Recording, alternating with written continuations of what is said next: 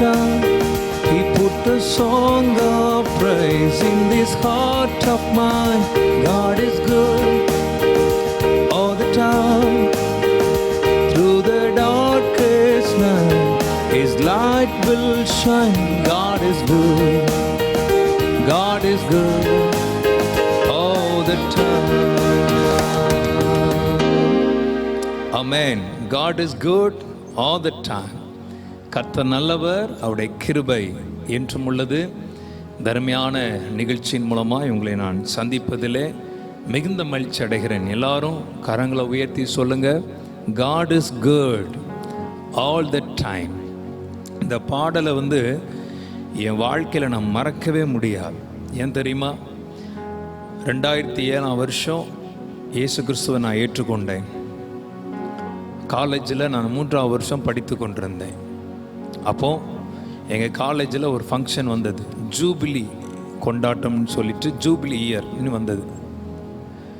அப்போது எனக்கு ரொம்ப ஆசை, ஏதாவது ஒரு பாடல்களை அந்த இடத்துல பாடணும்னு சொன்னோடனே எங்களுடைய காலேஜ் பிரின்ஸிபல்கிட்ட போய் சொன்னேன், இப்படி நான் ஒரு பாடலை பாடணும்.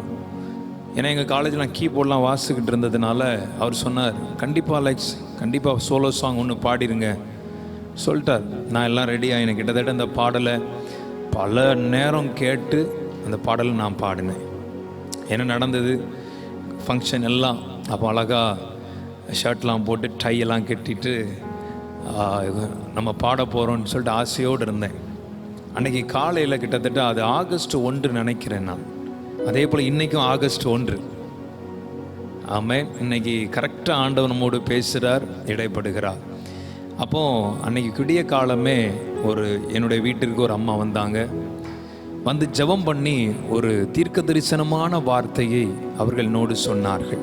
இன்றைக்கி அந்த வார்த்தையை தான் நம்ம தியானிக்க போகிறோம். அந்த வார்த்தை என்னென்னா, ஏசாயா தீர்க்கதரிசியின் புஸ்தகம் 49:3. அவர் என்னை நோக்கி, நீ என் தாசன் இஸ்ரவேலே, நான் உன்னில் மகிமைப்படுவேன். இந்த வார்த்தையை தீர்க்க தரிசனமாய் சொல்லிட்டு அவங்க போயிட்டாங்க.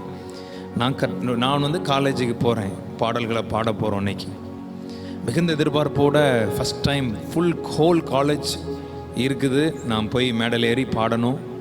ஃபஸ்ட் டைம், சரிங்களா? அனுபவம் கிடையாது. சர்ச்சில் மட்டும் தான் பாடியிருக்கிறோம், தனியாக ஒரு மேடல் ஏறி பாடின அனுபவம் இல்லை.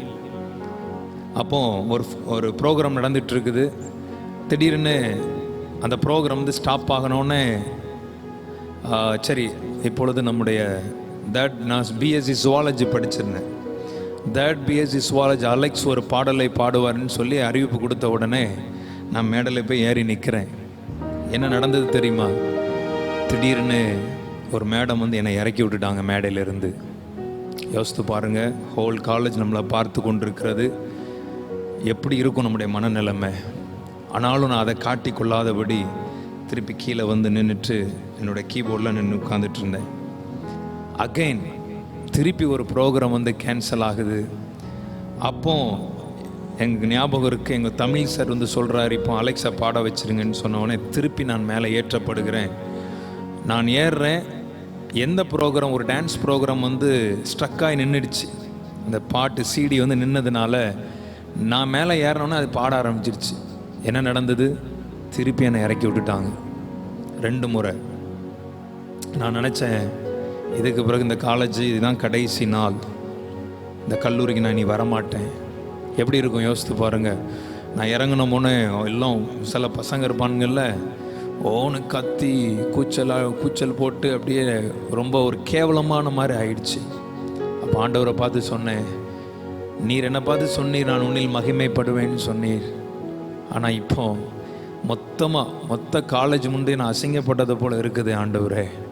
என்ன நடந்தது தெரியுமா? என்னை பார்த்து கொண்டு வந்த எங்களுடைய பிரின்ஸிபல் சொன்னார், முதல்ல அலெக்ஸை பாட வைங்க. நான் முடிஞ்சு போச்சுன்னு நினச்சேன். ஏன்னா முதல் மேடை, ஒருவேளை அன்னைக்கு அப்படியே என் வாழ்க்கை முடிந்திருக்குமானால் நான் எப்படி போயிருப்பேன், எப்படி வந்திருப்பேன் எனக்கு தெரியாது. நான் ஆண்டவர் வெட்கப்படுத்துகிற தேவன் அல்ல, அவர் மகிமைப்படுத்துகிற தேவன்.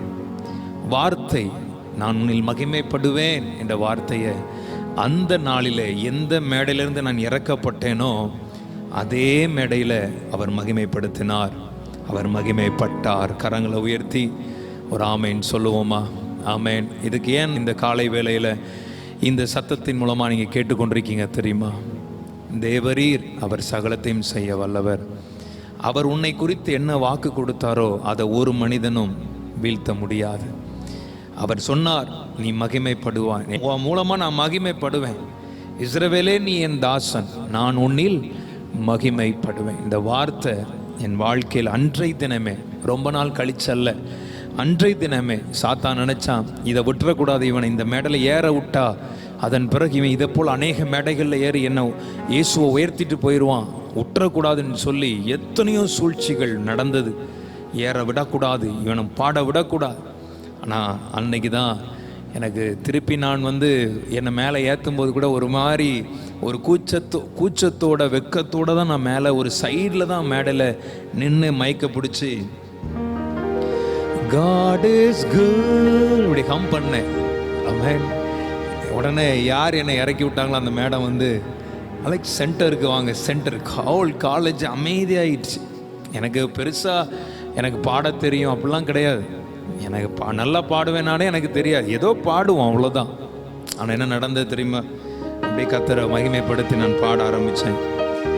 God is good அப்படியே ஹோல் காலேஜ் அமைதியாகி மாறினது. ஆமென்.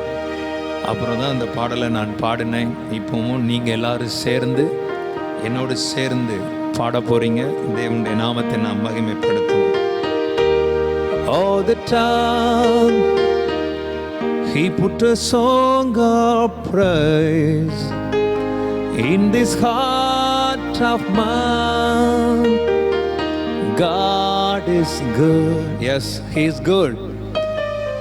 God is good all the time.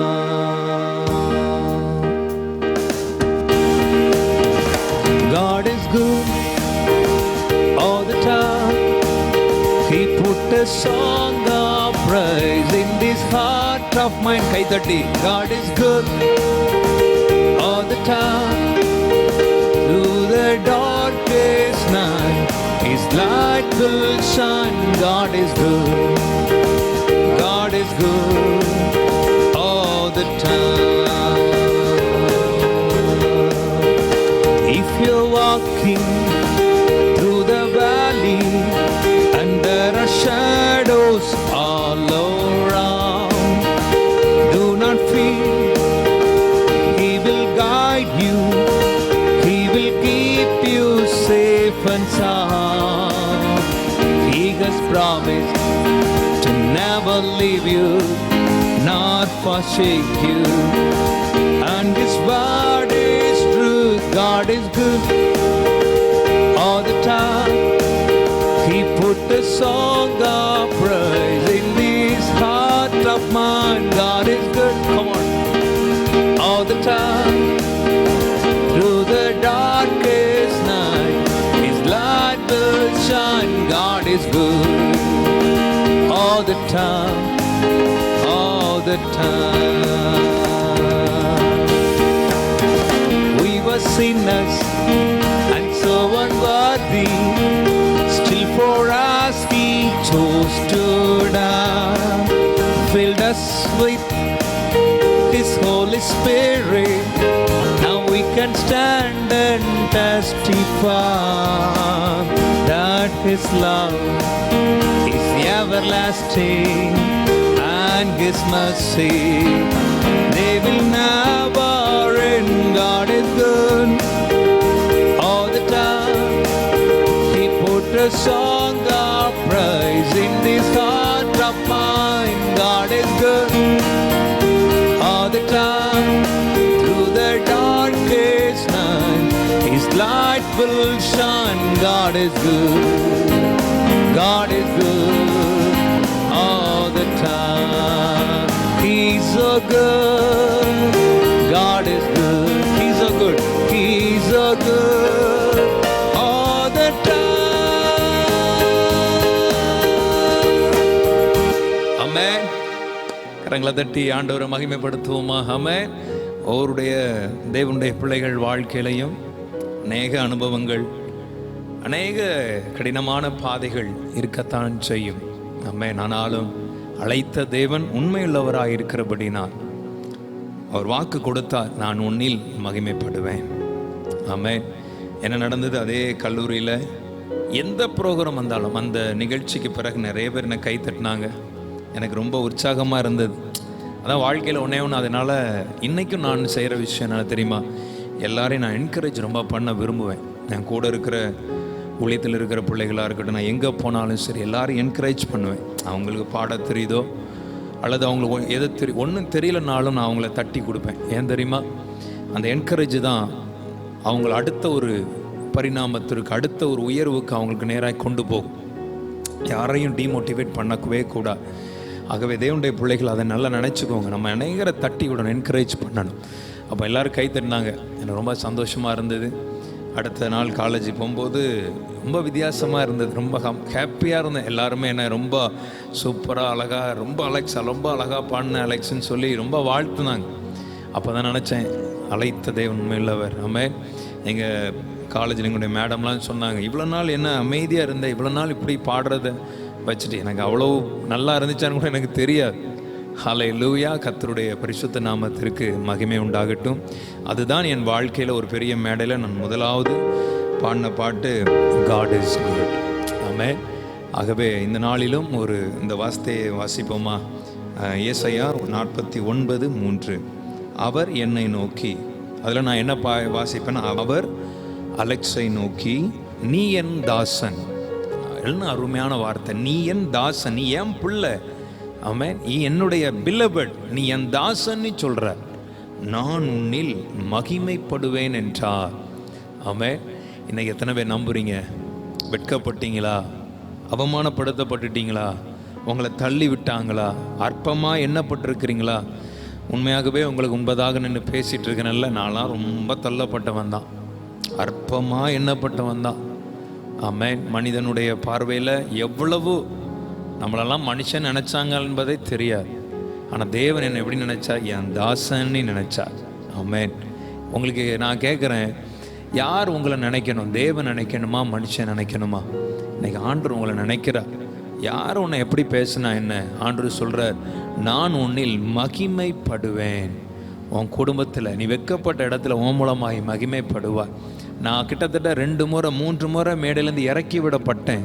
ஆனால் அதே மேடையில் மகிமைப்பட்டார். ஆமென். சில நாட்கள் கழித்து அல்ல, அன்றைக்கே.